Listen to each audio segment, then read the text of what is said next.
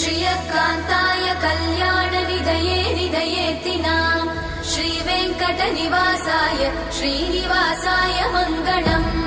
लक्ष्मी सविभ्रमालोकसुभ्रूविभ्रमचक्षुषे चक्षुषे सर्वलोकानां वेङ्कटेशाय मङ्गलम्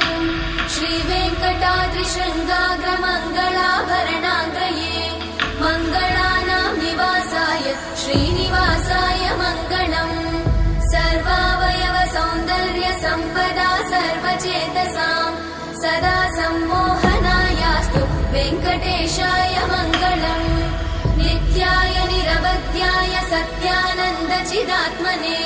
सर्वान्तरात्मने श्रीमद् वेङ्कटेशाय मङ्गलम् स्वतः सर्वविदे सर्वशक्तये सर्वशेषिने